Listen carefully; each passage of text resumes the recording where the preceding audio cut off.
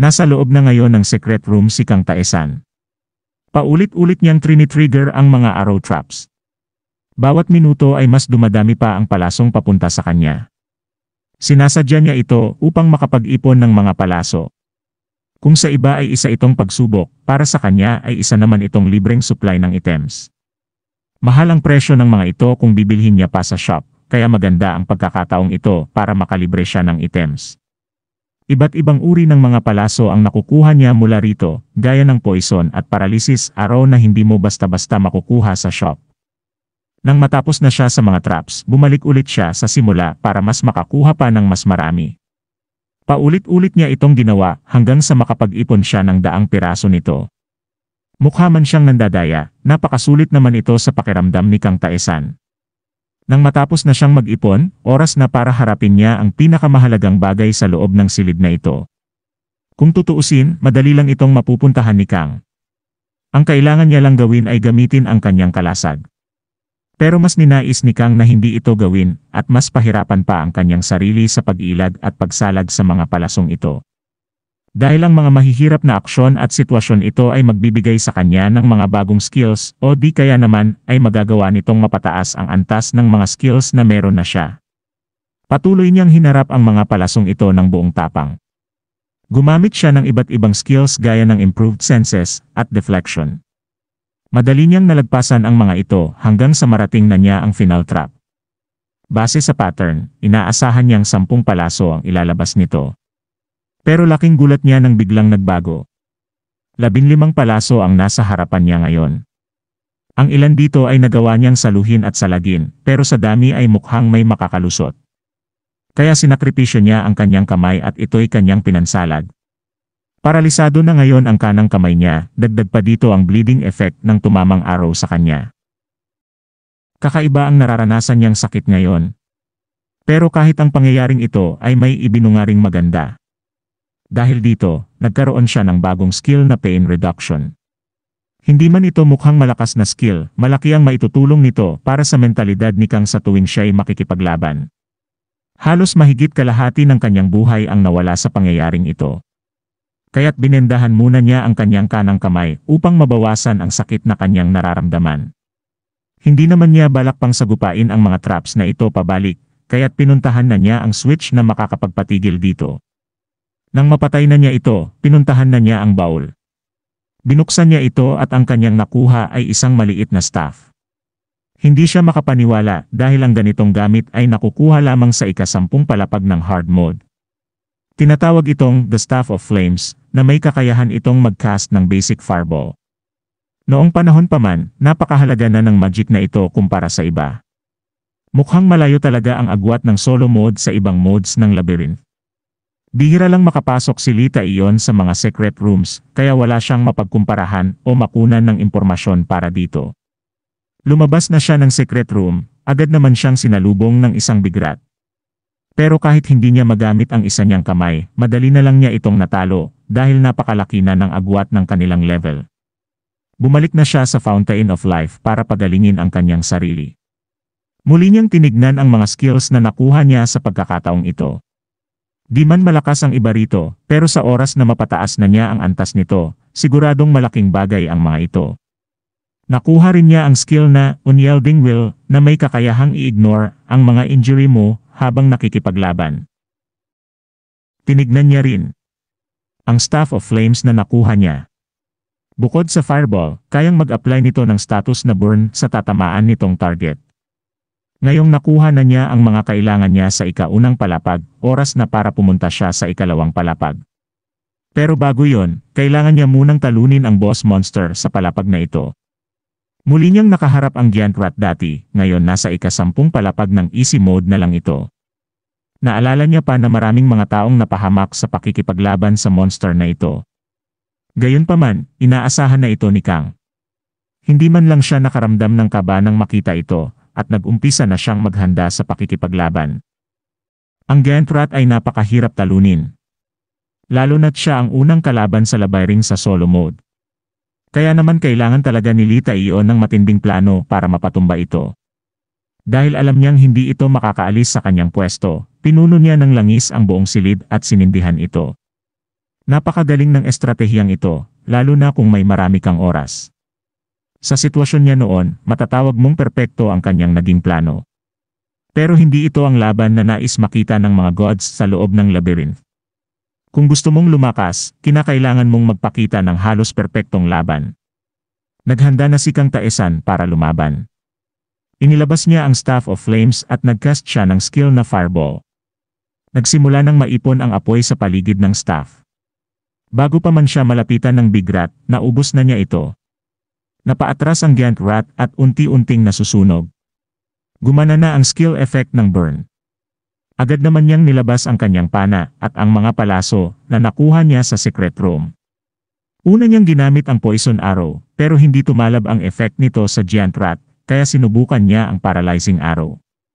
Natamaan niya ito at hindi na makagalaw ang Giant Rat sa loob ng 10 segundo dahil sa effect ng arrow na ito.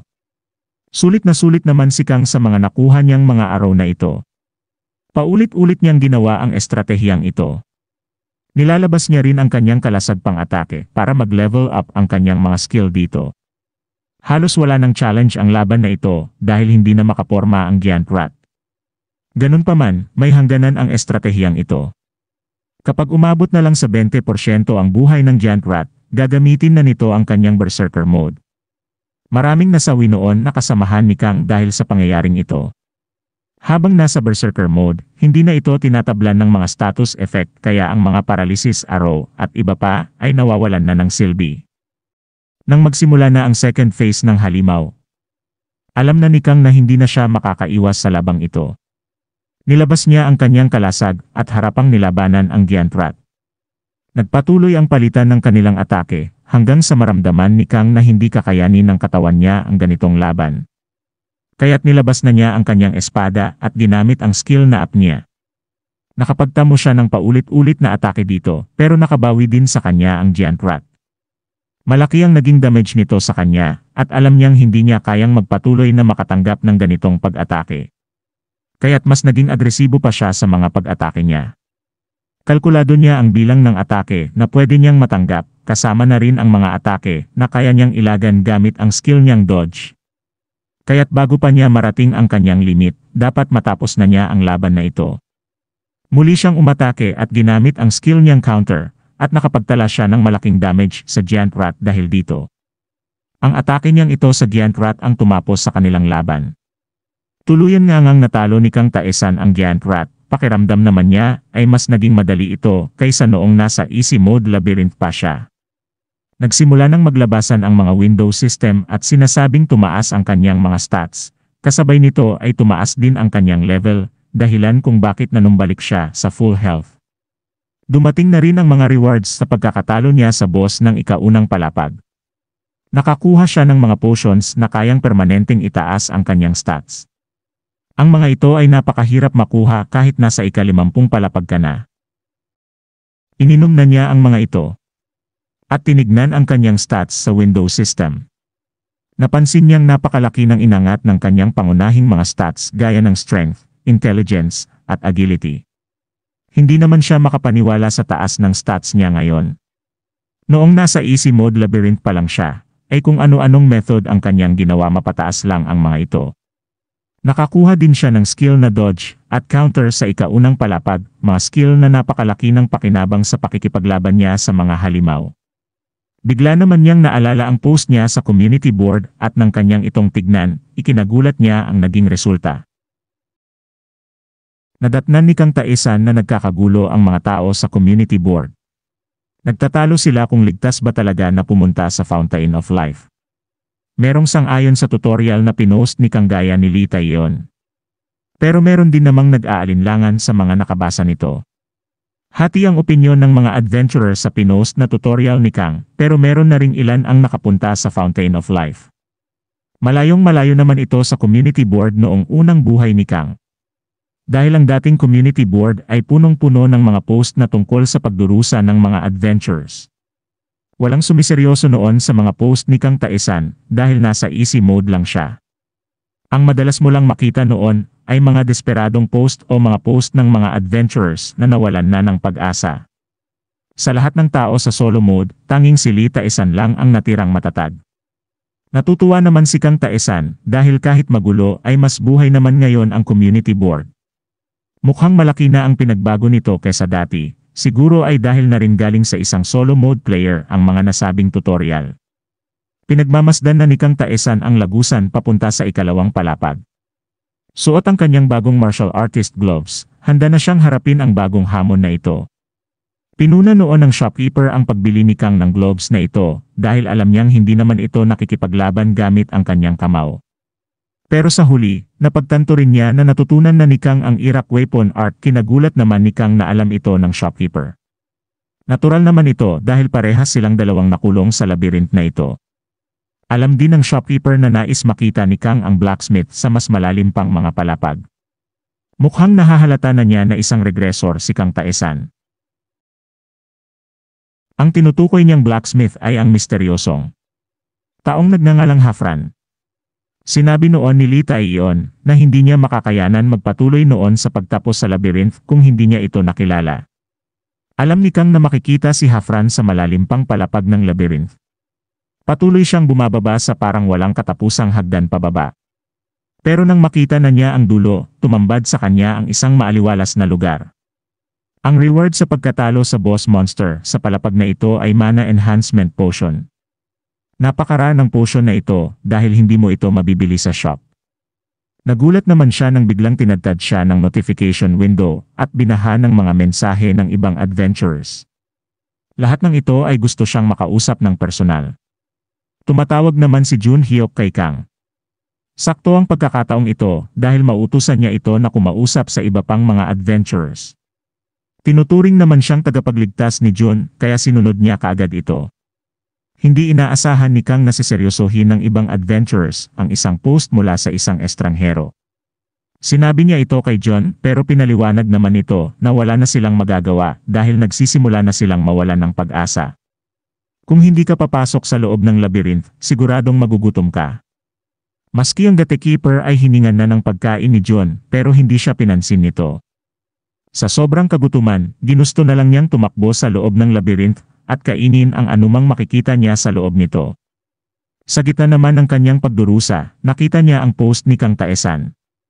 Ito ang nagbigay pag-asa sa pinanghihinaan ng loob ni Jun. Wala man itong bigat kay Kang, pero sa iba, napakalaki ng epekto ng post niyang ito. Si Lee Tae-yeon ang kauna-unahang nakagawa ng tutorial ni Kang. Inaasahan naman ito ni Kang dahil nagawa nga ito dati ni Lee ng mag-isa. Dalawa naman sina Lee at John na nakatapos ng Big Rat Hunt tutorial na ito. Unang beses niyang marinig ang pangalan ni Jun, kaya iniisip niya na namatay ito dati dahil sa pagiging desperado nito. Pero mukhang talentado si Jun dahil gaya ni Lee, nalagpasan na niya ang Big Rat Hunt. Ngayon, ipinasa na ni Kang kay Jun ang impormasyon tungkol sa NPC na si Inchar. Sinabi niya na bigla na lang itong atake, pero kung malalagpasan nila ito, may makukuha silang reward mula dito. Sinabi din niya na sabihin niya ito sa lahat, lalo na kay Lee Tae-yeon. Nagtataka naman si Jun kung bakit parang binubunyag ni Kang ang lahat sa kanila. Dahil kahit magkakasama nilang tinatapos ang labyrinth, bandang huli ay magkakakompetensya pa rin silang lahat na manlalaro sa loob ng labyrinth na ito. Binasag naman ni Kang Taesan ang ideolohiyang ito ni Jun Hyuk at sinabing walang sense ang iniisip niyang ito. Dahil ang katotohanan ay pare-pareho nilang kailangan ang isa't isa para maipagtanggol ang kanilang mundo sa nalalapit nitong pagkagunaw. Dinagdag pa niya na kahit na i-post niya ang mga nalalaman niya, sila pa rin ang kikilos para magawa ito. Iniwasan lang din niyang may mapahamak sa mga simpleng bagay na mga adventures. Napag-isip-isip na rin ni Jun ang naging kababawan niya. Binanggit din niya na maski ang mga nasa ibang mode ng labyrinth ay nakikipag-usap din sa kanya. Pinuri naman siya ni Kang dahil sa trabaho niyang ito. Naging instant secretary o spokesperson na niya si Jun mula ngayon. Magiliw naman itong tinanggap ni Jun ng buong puso. Nagsimula nang maglibot si Kang sa ika-5 palapag. Sinasabi ng ilan na ito talaga ang kauna-unahang palapag sa loob ng labyrinth dahil ang una ay naglilingkod lang bilang tutorial. Ang lugar na ito ay pinamumugaran ng mga goblins. Pumasok na si Kang para harapin ang mga ito. Magsisimula na ang kanyang pakikipaglaban sa mga goblins. Goblins. Ang mga nilalang na ito ay madali lang talunin kung sila ay nag-iisa. Pero humihirap dahil ang mga ito ay mahilig umatake ng sama-sama. Kahit hindi sila gaanong matalino, nakakagawa pa rin sila ng mga simpleng strategies para matalo ang kalaban. Agad na nagpakawala si Kang Taesan ng palaso na may paralyzing effect. Tinamaan naman ito ang isa sa mga papasugod na goblins. Tinarget ni Kang kaagad ang long range sa grupo ng mga goblins para hindi na niya ito maging sakit sa ulo. Nagawa namang salagi ng isa sa mga ito ang mga palaso ni Kang gamit ang kanyang kamay pero hindi niya alam na may paralyzing effect ito, tulad ng goblin na may pana, hindi na rin siya nakagalaw. Tanging ang goblin lang na may kalasag ang nakaabante papunta kay Kang. Bumawi siya ng atake kay Kang pero madali itong nasalag ng ating bida. Puno naman ng kumpiyansa si Kang lalo na't mas malaki ang kalasag niya. Gamit ang advantage niyang ito pati na rin ang lamang niya sa stats, nagawa niyang pahalikin sa lupa ang goblin gamit ang kanyang malaking kalasag. Nang matapos niyang talunin ang grupong ito ng mga goblins, may sumunod na kaagad. Umatake sa kanya ang dalawa pang goblins at ang isa dito ay may hawak na longsword. Kinuha ng sandatang ito ang atensyon ni Kang. Nilabas naman niya ang Staff of Flame para ipanlaban sa dalawang goblin na papasugod sa kanya. Nagcast siya ng fireball at napuno ng apoy ang silid na pinasukan niya. Gamit na ngayon ni Kang Taesan ang longsword na nakuha niya sa goblin. Tinatawag itong Rusty Sword at meron itong +2 attack power. Kinuha din ni Kang ang maliit na kalasag ng goblin dahil mas babagay ito sa longsword. Tinatawag itong Wooden Shield at meron itong +3 sa defense.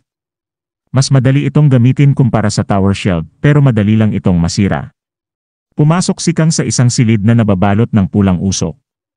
Namangha siya nang makita niya ang Altar of Rakiratas. Sinabi naman ng sistema na umangat ang ilan sa kanyang stats dahil siya ang unang nakatuklas nito. Ang mga gods sa loob ng labyrinth ay may iba't ibang personalidad. Meron dito na papabor sa iyo o lagi kang pag-iinitan. Meron ding gods na apihin ka o kakaawaan ka. Pero kadalasan sa mga gods na ito, ang turing sa mga adventures sa loob ng labyrinth ay mga laruan. Si Rakiratas ang God of Death. Ramdam ni Kang ang madilim at mabigat na presensya ng silid na pinasok niya. Ang Altar of Rakiratas ay ginawa ng mga sumasamba sa kanya at sa lugar na ito ay malaki ang impluensya ni Rakiratas. Naalala ni Kang na kinwento sa kanya ni Lee na nang makita niya ang lugar na ito, dali-dali siyang tumakbo papalayo sa takot. Naramdaman ni Kang ang kapangyarihan ni Rakiratas. May lumabas naman na status window na nagsasabing mayroon siyang subquest. Nais ni Rakiratas na subukan ang lakas ni Kang. Mayroong ganimbalang nakaabang sa oras na maipasa niya ito. Hindi naman natatakot si Kang at tinanggap na ang hamon. Sa gitna ng pulang usok ay may nabuong imahe. Lumabas ang isang nakakatakot na knight. Ang knight na ito ay tapat na naglilingkod kay Rakiratas. Masusing pinag-aralan ni Kang Taesan ang kalaban sa kanyang harapan, gayunpaman ay wala siyang makitang puwang sa depensa nito. Nagsimula nang umatake ang knight kay Kang. Bukod sa malakas ay mabilis din itong kumilos. Inatake niya si Kang Taesan at kahit nagawa niyang masalag ang atake nito, nakadamage pa rin ito kay Kang. Nang makita ni Kang na nadamage siya kahit nasalag niya ito, itinago na niya ang hawak niyang kalasag at nilabas ang isa pang espada. Ngayon ay naka-dual swords na si Kang. Sumugod na siya papunta sa knight. Nagkaharap na ang dalawang mandirigma at nagpang-abot na ang kanilang mga espada. Ramdam ni Kang ang tigas ng kalaban niyang ito kaya't bago pa man masira ang kanyang espada, iniba na niya ang kanyang pag-atake. Sa magkaibang direksyon niya inatake ang dalawang espada. Ganun pa man, nanatiling hindi natitinag ang kalaban niya. Naramdaman ni Kang na malayo ang agwat ng kanilang lakas at hindi siya tatagal kung lalabanan niya ito ng harapan. Kaya't umatras muna siya at umisip ng panibagong strategy. Sinubukan niyang takbuhan ang knight at hinabol naman siya nito. Mas mabilis siyang kumilos dito kaya't nang bigla siyang bumalik, nakakuha siya ng opening sa depensa ng kanyang kalaban. Inatake niya ito at ginamit niya ang advantage niya sa pagkakaroon ng dalawang espada. Sa pag-atake niya, naiwan ang isang espada niyang nakakagalaw ng malaya. Itinarak niya ito sa tagiliran ng knight. Pero nang susubukan na niya itong hugutin, hindi na niya magawa. Hindi naman siya tumigil sa pag-atake, at sinuntok niya ang dibdib nito. At dahil sa Iraq weapon art, parehas ang nagagawang damage ng espada at kamao niya. Patuloy niyang pinagsusuntok ang knight. Hindi naman ito makabawi dahil masyadong malapit si Kang sa kanya. Tinablan na ang knight sa ginawang mga pag-atake ni Kang. Alam ni Kang na hindi ganito ang gustong laban ni Rakiratas, pero wala na siyang magagawa at kailangan niyang manalo sa kahit anong paraan. Bigla na lang siyang nagulat nang biglang mag-iba ang kilos ng mga aura na bumabalot dito. Pakiwari nagkaroon ng bagong lakas ang knight na kalaban niya. Ngayon ay maghaharap ulit si Kang at ang mas pinalakas na Rakiratas servant. Nararamdaman na ni Kang Taesan ang malaking pinagbago ng kanyang kalaban. Hinugot ng knight ang espada ni Kang Taesan na nakabaon sa kanyang katawan. Parang di man lang nito ininda ang damage na natamo niya mula sa ating bida. Hinagis niya pabalik kay Kang ang espada nito para masimulan na nila ulit ang kanilang laban. Nararamdaman ni Kang ang bigat ng paligid habang pinupulot niya ang kanyang espada. Mukha namang hindi natatalab dito ang kaninang strategy niya. Dali-dali na itong umatake na ikinabigla ni Kang Taesan. Ang knight na kalaban niya ngayon ay malayong malayo sa nakalaban niya kanina. Muntik nang mapaluhod si Kang dahil sa pag-atake ng knight. Unti-unti naman siyang nababawasan kahit nasalag niya ang atake nito. Winasiwas ng knight ang kanyang sandata na siyang nagpatalsik kay Kang. Tumama sa pader si Kang at sa sobrang lakas ay may lumabas na dugo sa kanyang bunganga. Nakaramdam ng matinding sakit si Kang mula sa kanyang likuran na parabang nadali ang kanyang spine. Pakiramdam ni Kang ay isang batikang knight na ang kalaban niya ngayon. Nanginginig ng matindi ang kamay ni Kang pero hindi ito dahil sa takot. Unang beses makalaban ni Kang ng ganitong klaseng kalaban. Kalaban na kung saan ay mukhang marami siyang matututunan. Kaya't gano'n na lang nag-aapoy ang kanyang pagnanasang matuto mula rito. Ang lahat ng galaw at aksyon sa loob ng labyrinth ay sinusuri ng system. At mula rito ay nabubuo ang mga skills. Nag-iba na rin ang aura ni Kang, punong-puno na ito ng determinasyon, at tumaas na rin ang level ng kanyang pagka-focus sa labang ito. Sa huling sagupaan nilang ito, malalaman na kung sino ang magwawagi. Alam ni Kang na hindi siya mananalo sa pataasan ng swordsmanship sa kalaban niyang ito. Pero isa siyang adventurer o tinatawag ding player sa labyrinth na ito. Hindi sasapat ang sword skill lamang para malagpasan mo ang mga pagsubok sa loob ng labyrinth. Nilabas ni Kang ang Staff of Flame. At nagsimula na siyang mag-cast ng fireball. Tinira niya ito direkta papunta sa knight pero madali lang itong nasalag. Pero ginamit lang ito ni Kang para lituhin ang kalaban. Ngayon ay nawala na si Kang sa paningin ng knight. Magmula naman sa likuran, biglang sumulpot si Kang at inatake ang knight. Nang sinubukan naman ng knight bumawi, madaling nakaiwas si Kang gamit ang skill niyang spill. Pagkatapos niyang maiwasan ang attack na ito, gumamit naman siya ng skill na non-breathing attack. Patuloy niyang na-damage ang kalaban pero minsan ay nakakabawi din ito ng damage sa kanya.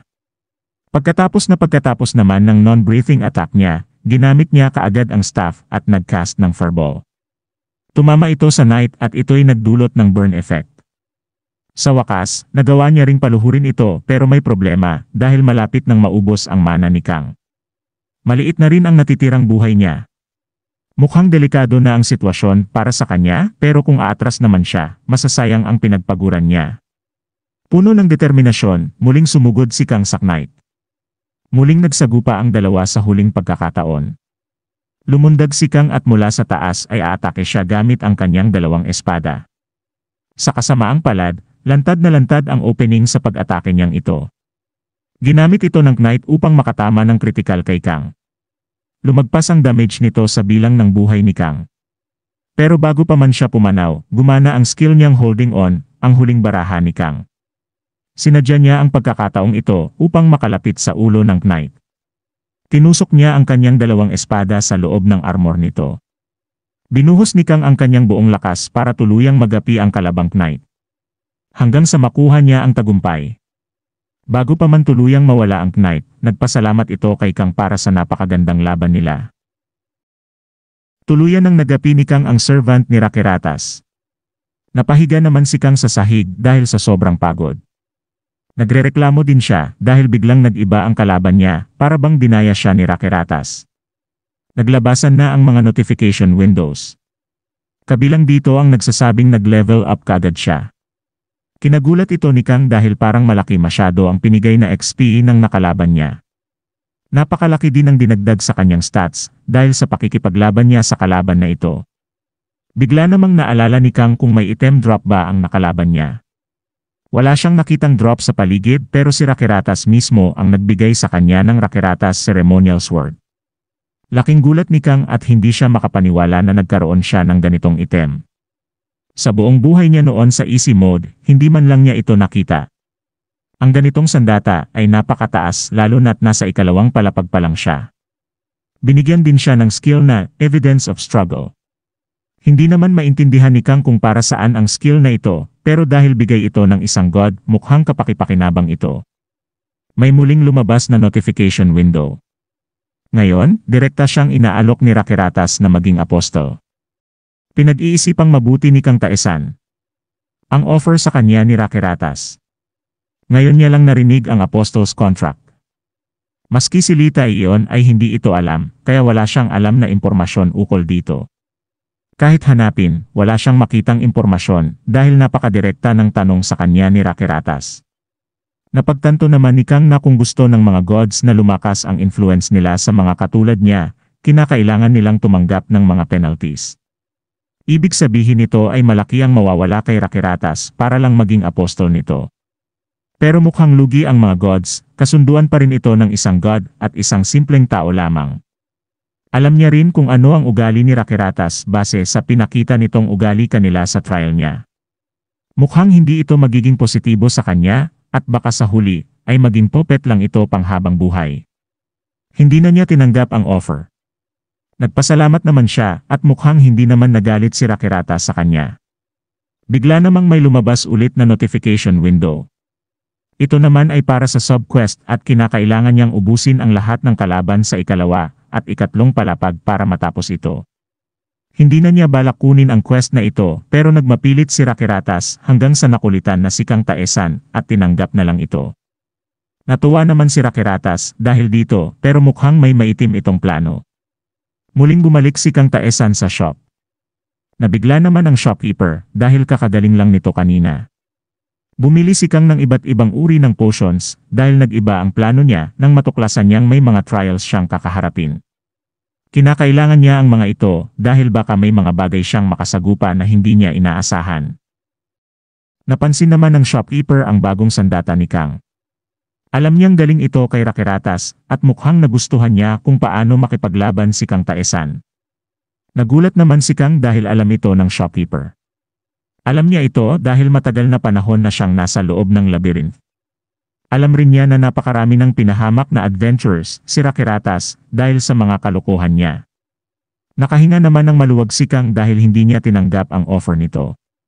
Tinanong niya rin ang shopkeeper kung may alam ba ito sa pagiging apostol. Alam ito ng shopkeeper at nang malaman niyang tinanggihan ito ni Kang, sinabi niyang tama ang naging desisyon nito. Hindi na siya nakapagbigay pa ng ibang impormasyon dahil hindi na ito kabilang sa kontrata niya dito sa loob ng labyrinth. Nang marinig ni Kang ang katagang kontrata, napatanong ito. Pinaliwanag naman ng simple at mabilis ng shopkeeper na ito ang dahilan kung bakit hindi siya makalabas sa lugar na ito. Nagpaalam na sila sa isa't isa at nagpatuloy na si Kang sa kanyang paglalakbay sa loob ng labyrinth. Bago pa man makalayo si Kang, naalala niya na makikipag-usap pala siya kina Lee at John sa community board. Nagkausap na ang tatlo, kinamusta niya ang mga ito kung ano ang nangyari sa pagkikita nila kay Inchar.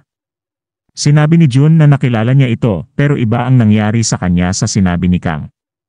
Dinuraan lang daw siya nito at kaagad na umalis.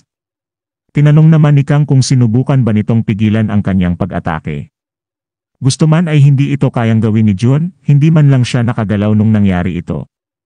Wala siyang nagawa at sa isang iglap ay natapos na ang lahat. Maging si Lee ay ganito rin ang sinapit sa matandang Holy Knight. Tinanong naman ni Kang kung nanatili ba sila sa tabi nito. Ginawa ito ni Jun pero pinagtulakan siya palayo ng matanda. Napagtanto naman ni Kang na parang iisa lang ang ugali ng mga NPC sa loob ng labyrinth. Ngayon, ang dalawa ay patuloy na naghuhunt ng mga bigrats para mapataas ang kanilang level at stats, habang ang iba naman sa solo mode ay nahihirapan pa rin dito. Hindi naman sinabi ni Kang ang iba pang impormasyong alam niya dahil baka makagulo lang ito sa progreso ng iba. Saka na niya ito babanggitin pag nasa tamang oras na. Binigyang babala ni Kang ang dalawa tungkol sa makakalaban nilang boss na Giant Rat. Binanggit niya ang mga skill nito at mga galaw sa dalawa. Hindi naman niya sinabi kung paano niya natalo ito dahil mas makabubuti na malaman ito ng dalawa sa sarili nila. Nagpaalam na si Kang Taesan pero bago pa man siya tuluyang umalis ay sinabihan niya sina Lee at John na ipagsabi ang mga tinuro niya sa kanila. Ngayong nasabi na ni Kang ang mga gusto niyang sabihin kina Lee, mapagtutuunan na niya ng pansin ang sub-quest na binigay sa kanya ni Rakeratas. Nagpatuloy na siya sa paglalakbay sa ikalawang palapag. Gamit ang kanyang bagong sandata, hinarap niya muli ang mga goblins. Napalibutan siya ng isang grupo ng mga goblins pero hindi siya nabahala dahil magandang pagkakataon ito para masubukan ang skill na binigay sa kanya ni Rakeratas. Gumana na ang skill niyang Evidence of Struggle. Habang patuloy niyang inaatake ang mga goblins, napansin niya na nababawasan ang kanyang mental fatigue kaya nakakapag-isip siya ng maayos. Tumataas din ang kanyang stats at meron din itong kasamang health regeneration. Mukhang magpapatuloy pa ang buffs na ito hanggang hindi siya tumitigil sa pag-atake. Ikinatutuwa ito ni Kang dahil kung mapapataas niya ang level nito, magiging isa ito sa kanyang main skills. Nagpatuloy pa siya sa pag-hunt ng mga goblins hanggang sa may matagpuan siyang isang silid. Ang silid na ito ay hindi niya nakita noon sa easy mode labyrinth. Nang kanyang pasukin, may nakita siyang isang puntod. Tinatawag itong The Tomb of a Warrior. Nakatagpo si Kang Taesan ng puntod ng isang mandirigma sa loob ng isang kakaibang silid. Nababalot ng kakaibang hiwaga ang puntod na ito na wari bang tumatawag sa mga nakakatuklas nito. Hinawakan ito ni Kang Taesan at gaya nga ng hula niya, hindi ito pangkaraniwan. Sinabi ng sistem na nadagdagan ang kanyang stats sa pagkakadiskubre ng puntod na ito. Bigla namang naalot ng usok ang puntod at biglang may lumabas na kakaibang aura. Nagtipon ito sa isang bahagi at nabuo ang espiritu ng warrior na nakalibing sa puntod na ito. Magiliw siyang binati ng espiritu ng warrior. Kinagulat naman ni Kang ang mga nangyari, pero bago pa man siya makasagot dito, nagpaalam na ito at muling pumasok sa loob ng kanyang puntod. Naiwang nagtataka si Kang Taesan sa mga nangyari. Pangkaraniwan lang ba itong accessory sa loob ng labyrinth? Para makasiguro, hinawakan niya ito muli, pero gaya ng dati, lumabas lang ito para mga musta at nagpaalam ulit. Naasa naman si Kang Taesan sa ginagawa sa kanya ng espiritong ito.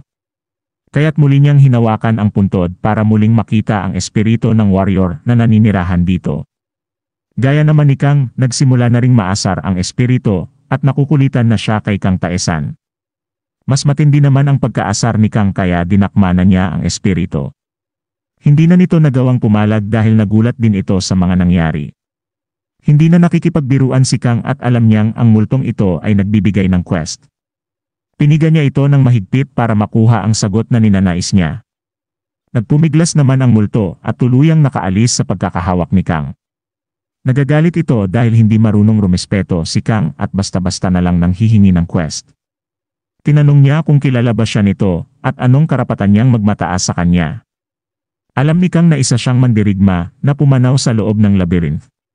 Kinainis naman ito ng multo dahil pinapadali na ng sistem ang mga bagay-bagay at hindi mo na kailangang maghirap para lang kumuha ng impormasyon. Tinanong naman ni Kang ang multo kung wala ba silang sistem noon dito sa labyrinth. Nang asar lang ang multong ito dahil meron ng sistem noon pa pagkatao ng labyrinth. Nagsisimula ng mawirduhan si Kang sa multong ito. Kakaiba ang ugali nito kumpara sa mga naunang NPC na nakilala niya dito sa loob ng labyrinth. Madaldal ang multong ito at mukhang bugnutin. Diniretso naman na siya ni Kang kung may ibibigay ba itong quest o wala. Muling nagpakilala ang multo. Sinabi nitong isa siyang espiritu ng isang magiting na mandirigma at nakabind siya sa lugar na ito para bigyan ang mga kagaya ni Kang Taesan na adventurers ng quest. Ganun pa man, hindi siya nagbibigay ng quest sa mga mahihinang adventurers. Nagtataka naman si Kang kung bakit naghahanap siya ng malalakas na adventurers gayong nandito siya sa mababang palapag. Na-trigger nito ang multo at nagsimula na siyang mayamot. Naasar siya dahil hindi niya maintindihan kung bakit ang kagaya niya ay nilagay lang sa mababang palapag ng labyrinth. Dahil sa bad mood nito, muli niyang pinaalis si Kang Taesan at sinabing bumalik na lang kung makapasa na siya sa 30 palapag. Hinayaan na ni Kang ang multong ito dahil parang nagsasayang na lang siya ng oras. Nagsimula nang umalis si Kang Taesan palabas ng silid. Habang nagpapaalam naman ang multo, napansin niya ang espadang nakasukbit sa tagiliran ni Kang Taesan. Ang sandatang ito ang umagaw sa kanyang atensyon. Agad niyang nakilala ang espadang ito na nagmula kay Rakiratas. Nagtataka siya kung bakit hawak ito ni Kang Taesan. Sinabi naman ni Kang na nakuha niya ito nang malagpasan niya ang pagsubok ni Rakiratas. Nang malaman ng multo ang bagay na ito, biglang nag-iba ang pakitungo niya kay Kang Taesan. Handa na siyang ibigay ang quest kay Kang, pero hindi na siya pinapansin ni Kang at mukhang hindi na ito interesado sa kanyang quest. Ganun pa man, nagpumilit ang multo at nagsimula na niyang ikwento ang kanyang nakaraan kay Kang. Siya ay isang magiting na mandirigma. Madali niyang narating ang matataas na palapag ng labyrinth kumpara sa ibang adventures. Maiksing panahon na lang ay malapit na niya itong matapos. Pero sa kasamaang palad, pagkatapos niyang tumalo ng isang malakas na boss, kinailangan niyang magpahinga. Bumalik siya sa 10 palapag upang doon magpagaling at matulog. Mababa na lang ang kanyang buhay, pero hindi siya kayang talunin ng mga monsters sa lugar na ito at malabo ding malagpasan ng mga ito ang kanyang depensa. Pero habang siya ay mahimbing na natutulog, bigla siyang sinalakay ng boss ng 10 palapag. Bukod pa doon, may dala itong sandata na kayang magbigay ng fixed damage sa kalaban. Ito ang ginamit ng halimaw upang wakasan ang kanyang buhay. Nagingit-ngit naman sa galit ang multo dahil ang warrior na gaya niya na nagawang umabot sa kalaliman ng labyrinth ay napaslang lang ng pipitsuging halimaw. Ito ang dahilan kung bakit siya nagbibigay ng quest sa mga adventurers. At ang quest na ito ay matatapos mo kung mapapaslang mo ang boss ng 10 palapag. Kung magagawa ito ni Kang, makukuha na niya ang reward ng multo, pero hindi nakalagay sa system kung ano ang matatanggap niya. Hindi naman na ito pinansin ni Kang at tinanggap na ang quest ng espiritu ng warrior. Nang siya na ay paalis sa silid, nagulat siya dahil sinusundan siya ng multo. Sinabi nito na naninigurado lang ito na matatalo ni Kang ang boss ng 10 palapag. Bukod pa dito, nababagot na siya sa lugar na pinaglalagian niya, at ang adventure mula dito hanggang sa 10 palapag ay mukhang masaya. Hindi naman makapaniwala si Kang na kailangan niyang tiisin ang presensya ng madaldal na multong ito. Patuloy na nagkukwento ang multo kay Kang habang sila ay naglalakad, bagay na hindi naman kinatutuwa ng ating bida. Naisip naman ni Kang na hindi rin sigurong masama na kumalap ng impormasyon galing sa multong ito. Tinanong niya kung saan ito magmula bago ito pumasok sa loob ng labyrinth. Nung una, hindi ito balak sagutin ng multo. Pero nang makita niyang papaalis na si Kang, nagkwento na siya. Isa siyang miyembro ng isang royal family, at siya ang nakakatandang prinsip, at magmamana ng trono ng kanilang kaharian. Siya ang pinakamagaling at pinakamatalinong humawak ng espada sa kanilang mundo. Ginagalang at tinitingala siya ng mga tao. Kinikilig pa habang nagkukwento ang multo. Pero mukhang hindi ito pinaniniwalaan ni Kang. Nagpatuloy pa ang kanyang kwento at sinabing gaya ni Kang, nalagay din sa panganib ang kanilang mundo kaya pumasok siya sa labyrinth para iligtas ito. Pero sa di inaasahang pangyayari, nasawi siya. Pinaalala naman sa kanya ni Kang na kaya siya namatay ay naglugaw siya sa mababang palapag. Hindi naman natuwa ang multo sa mga pinagsasabi ni Kang. Alam niyang nabigo siya sa kapabayaan niya, kaya hindi mawala ang galit na nararamdaman niya. Mawawala lang ito kung makikita niyang nawala na rin ang halimaw na pumaslang sa kanya. Pumasok naman si Kang sa isang silid. Ang silid na ito ay pinamumugaran ng mga goblins. Agad niyang pinana ang ilan sa mga ito at ginamitan ng paralyzing arrow. Iniwan niya ang isang goblin na may kalasag at inatake ito gamit ang kanyang espada. Pero hindi niya ito pinuruhan at binigwasan niya lang ng bahagya. Nang makawala na ang iba sa paralyzing effect, inulit niya ulit ang prosesong ginawa niya kanina. Iniisip naman ng multo na baka may galit si Kang sa nag-iisang goblin na ito. Pero bigla niyang napagtanto na balak lang kumuha ni Kang ng skill. Napabilib naman si Kang dahil alam ito ng multo. Pinagtawanan naman siya ng multo at sinabing wala siyang makukuhang skill sa ginagawa niya. Alam niya ito dahil umabot siya sa 85 palapag ng labyrinth. Di naman nagpatinag si Kang sa pang-aasar ng multo at nagpatuloy sa kanyang ginagawa. Patuloy siyang inaasa ng multo, kaya hinamon niya ito ng pustahan. Kung wala siyang makukuhang skill, magiging sunod-sunuran siya rito, pero kung meron, sasagutin nito ang lahat ng kanyang katanungan. Tinanggap ito ng multo at dito na nagsimula ang kanilang paligsahan. Sagad-sagaran ang tawa ng multo habang inuutusan niya si Kang Taesan na parang aso. Ito ang pangarap ng multo na mangyari sa pustahan nila ni Kang. Iniisip niya ang mga bagay-bagay na ipagagawa niya kay Kang hanggang sa nabubuhay ito. Pinuntahan niya si Kang at tinanong kung hindi pa ba ito susuko, dahil matagal-tagal na rin na pinahihirapan ni Kang ang goblin na hawak niya. Tinanong naman siya ni Kang kung alam niya ang skill na duel. Ang skill na duel ay basic skill na kung saan ay hindi pwedeng sumingit ang iba sa laban ng dalawang nagkasundong party. Tanging ang dalawang ito lamang ang pwedeng maglaban, habang hindi natatapos ang nasabing duel, at ang kahit anumang damage na manggagaling sa labas ay mawawalan ng bisa. Magiliw itong ipinaliwanag ng multo kay Kang. Sinabi naman ni Kang na ang makukuha niyang skill sa ginagawa niyang ito ay similar sa skill na duel. Hindi naman naniniwala ang multo sa mga pinagsasabi ni Kang sa kanya. Bigla namang may lumabas na system window na nagsasabing nagkaroon na ni Kang ng panibagong skill at ang skill na ito ay tinatawag na forced duel. Sa wakas, matatapos na ang pagdurusa ng kaawa-awang goblin na ito. Hindi naman makapaniwala ang multo sa nakita niya. Gumuho ang mga pinapangarap niya mula kanina. Hindi niya inaasahan na matatalo siya sa pustahan nila ni Kang Taesan. Ang skill na forced duel ay may kakayahang puwersahin ang kahit sino na makipag-duel sa gumamit ng skill na ito para mabura ang mga damage sa kanya ng mga negative buffs. Isa ito sa mga maasahang skills ni Kang Taesan. Kinagulat ng multo ang potensyal ng skill na ito at hindi siya makapaniwala na ganito lang ito kadaling nakuha ni Kang Taesan. Hindi siya makapaniwala sa lawak ng kaalaman ng taong kumuha ng kanyang quest. Muling pinaalala ni Kang ang pustahan nila ng multo. Wala naman na itong magagawa kundi sumimangot na lang. Pumayag na ang multo na sagutin ang mga katanungan ni Kang at nagsimula na ulit ang kanilang paglalakbay sa loob ng labyrinth. Habang naglalakbay, patuloy na nagkwento ang multo pero sa pagkakataong ito ay inawat siya ni Kang at sinabing magsalita lang siya kung tatanungin siya nito.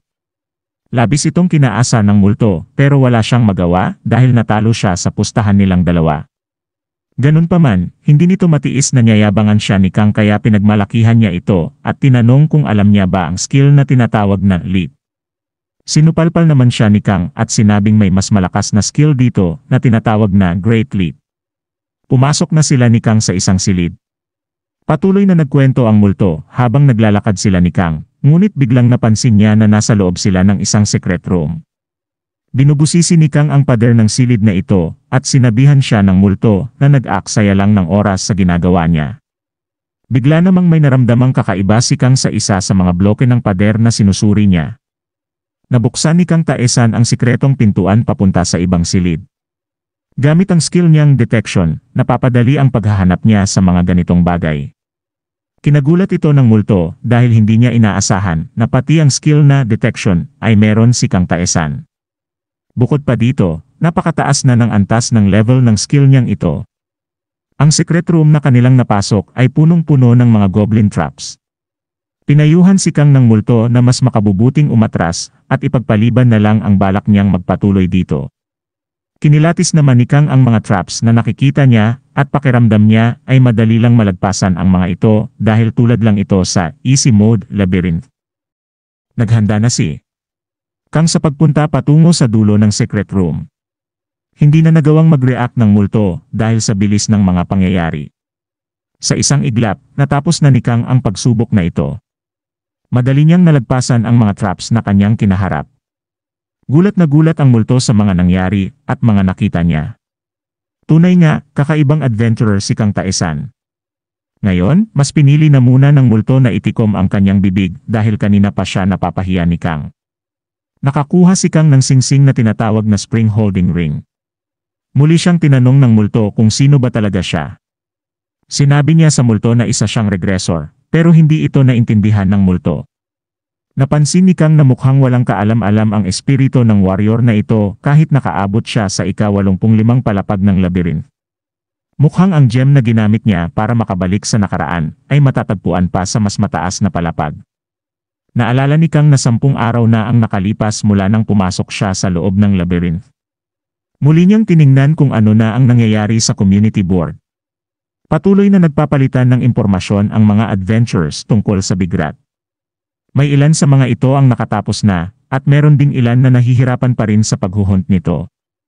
Napansin ni Kang na mukhang nasa tamang oras na para turuan ng panibagong diskarte ang mga ibang adventurers. Sumali na siya sa usapan at kinatuwa ito ng lahat. Nagtataka naman si John dahil madalas na naka-private message si Kang kapag may pinapasang impormasyon at hindi siya pumapasok sa group message. Tinanong siya ni Kang kung ano na ang sitwasyon ng mga adventurers at sinabi naman nito na kalahati na ng mga adventurers ang nakalagpas sa paghuhunt ng Big Rat at nakarating sa Fountain of Life. Mukhang ang natitirang kalahati ay magagawa ring malagpasan ito. Habang silang dalawa ni Lee Tae-yeon ay hindi kinakaya harapin ang Giant Rat, ang boss sa ikaunang palapag. Sinabi ni Lee na mukhang hindi nila kaya ang ginawa ni Kang Tae-san, kaya hahanap siya ng mas madaling paraan. Kampante naman si Kang dahil alam niya maparaan si Lee at alam niyang kaya niya itong lagpasan. Nagsimula na si Kang nakausapin ang lahat. Ipapaliwanag niya kung paano makakuha ng skills sa loob ng labyrinth. Tinanong ni Jun kung bakit ngayon lang sa kanila sinabi ang ganitong impormasyon ni Kang. Sinabi naman ni Kang na ito ang tamang pagkakataon dahil gamay na nila ang pag-hunt sa Big Rat. Napagtanto naman ni Lee na tama ang sinasabi ni Kang dahil kung nalaman nila ang mga tungkol sa skills, mahihirapan silang intindihin ito dahil kailangan nilang mag-focus sa pagharap sa mga Big Rat. Natuwa ang lahat dahil napakahalaga ng impormasyong ito na ibabahagi ni Kang Tae-san. Nagpasalamat ang isa sa kanila kay Kang at sinabing tatanawin niya itong isang utang na loob. Sinabihan naman siya ni Kang na makinig muna ng mabuti bago ito magpasalamat sa kanya. Sinabi niya na ang una niyang ituturo ay ang pinakamadaling makuhang skill sa lahat, ang pain reduction. Natuwa naman ang lahat at inabangan ang sasabihin ni Kang. Sinabi ni Kang na upang makuha ang skill na pain reduction, kinakailangan nilang saksakin ang kanilang sarili. Mas madali kung sa kamay lang para hindi delikado, pero kailangan tumagos ng espada sa pagkakasaksak sa kamay nila. Pinaliwanag niya ang mga bagay na ito na parang isang lunatic. Alam ni Kang Tae-san na may mga rusty sword ang bawat isang adventurer sa loob ng labyrinth. Pinapaliwanag niya ngayon kung paano makukuha ang skill na pain reduction. Sinabihan niya ang mga ito na tusukin ang kanilang braso gamit ang kanilang kanya-kanyang rusty sword. Pero kinakailangan nilang mag-ingat dahil kailangan nilang iwasan ang kanilang buto dahil kung matatamaan nila ito, mas magiging masakit ang kanilang gagawin. Natigilan ang lahat sa kanilang narinig. Nawala na ang excitement sa kanilang mga mukha nang marinig nila ang paliwanag ni Kang Tae-san. Nahihirapan silang paniwalaan ang mga pinapaliwanag nito. Nagtataka naman si Kang kung bakit sila natatakot gayong kalapit lang naman nila ang Fountain of Life at kahit anong oras ay pwede silang magpagaling. Mahalaga ang skill na pain reduction dahil kung gagamitin mo ito habang kalaban mo ang Big Rat, makukuha mo ang skill na Unbroken Will. Hindi pa rin makapaniwala ang ibang adventurers dahil parang sinasabihan sila ni Kang na wakasan na ang kanilang mga buhay. Unti-unti naman nawawala ng pag-asa ang ilan dahil ang pinakamadaling skill na makuha ay napakahirap na para sa kanila. Gayunpaman, hindi na ito pinansin ni Kang at nagpatuloy pa siya sa pagpapaliwanag sa ibang skills. Ang sumunod na skill na tinuro niya ay ang skill na apnea. Makukuha mo ito kung tatalon ka sa Fountain of Life at hahayaang lumubog ang iyong sarili. Kapag malapit ka ng maubusan ng hininga, pwede ka naman umahon. Mahirap itong makuha dahil kailangan yung tipong malapit ka ng malunod bago ka umahon. Malaki naman ang balik sa pagkakakuha ng skill na ito dahil sa oras na ginamit mo ito habang winawasiwas mo ang iyong sandata, makukuha mo ang skill na Breathless Strike. Tulad ng sa naunang skill, pakiramdam ng iba ay sinasabihan na sila ni Kang na wakasan na ang kanilang mga walang kwentang buhay. Ang sumunod na skill ay ang skill na endurance na makukuha mo lang kung hahayaang mabawasan ka ng tuloy-tuloy ng Big Rat hanggang sa maging isa na lang ang HP mo at pagkatapos noon ay sasalagin mo naman ng 30 beses ang atake ng Big Rat na pwedeng kumitil sa iyong buhay. Napakahalaga ng skill na ito dahil bukod sa makukuha mo ang skill na block, makukuha mo rin ang isa sa pinakamahalagang skill na holding on. Mukhang hindi na interesado ang iba sa mga tips ni Kang Tae-san. Para sa kanila, parang napakahirap isugal ang kanilang buhay para lang makakuha ng skill. Hindi nila kayang gumawa ng ganitong mga ka-extreme na bagay para lang makakuha ng ilang skills. Hindi naman sila pinilit ni Kang dahil may kanya-kanya naman silang diskarte. Alam niya rin na normal lang ang ganitong mga reaksyon para sa mga ganitong klase ng tao na nasanay sa sibilisadong pamumuhay. Para sa kanila, ang pakikipaglaban o giyera ay parte lamang ng kasaysayan o problema ng ibang bansa. Ang mga taong ito ay hindi naranasang isugal ang kanilang buhay para sa isang bagay. Hindi basta-basta mabubura ng labyrinth ang pagkatao ng mga taong ito. Pero kailan pa sila matatauhan at seseryosohin ang nalalapit na pagkagunaw ng mundo? Nanghihinayang naman si Kang dahil malaking bagay kung mas maraming mga adventurers ang makakakuha ng mga skills na ito. Tinanong naman ni Lita iyon kung wala na bang ibang paraan para makuha ang mga skills na itinuro ni Kang. Sa kasamaang palad, walang siyang naiisip na ibang paraan para makuha ang mga ito.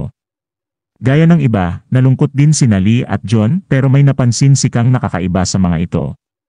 Kahit mahihirapan, susubukan ng dalawa gawin ang mga itinuro ni Kang Taesan sa kanila. Buti na lang at may mga taong kagaya nila na handang kumasa sa hamon ng labyrinth na ito. Nagulat naman ang iba nang mabasa ang mga komento ni Lee at John. Iniisip nilang nahihibang na ang mga ito basta na lang susunod sa mga pinagsasabi ni Kang Taesan. Hindi nga sila nakakasiguro kung totoo ba ito dahil may tsansang nagsisinungaling lang si Kang at nais lang nito na mapahamak sila. Inabangan naman ni Kang ang magiging sagot ni Lee at Jun sa mga sinasabi ng ibang adventurers. Pinagtanggol ng dalawa si Kang Taesan sa community board at sinabing walang dahilan si Kang para gawin ang mga bagay na ibinibintang sa kanya. Ano ba ang makukuha ni Kang kung ipapahamak niya ang mga ito? Nakalimutan na ata nila na kaya sila nakasurvive hanggang ngayon ay dahil sa mga payo ni Kang Taesan. Nasampal ng katotohanan ang mga reklamador na adventurers. Natuwa naman si Kang Taesan sa sinabi ng dalawa at gumaan ang kanyang loob dahil nalaman niyang may ilan-ilan pa ring tao na maniniwala sa mga pinopost niya sa community board. Sinabi naman ni Jun na magsisimula siya sa mukhang mas madali para sa kanyang makuha ang skill na app niya. May lalabas naman na Windows system para warningan siya, kaya sa oras na makita niya ito, kinakailangan na niyang umahon kaagad.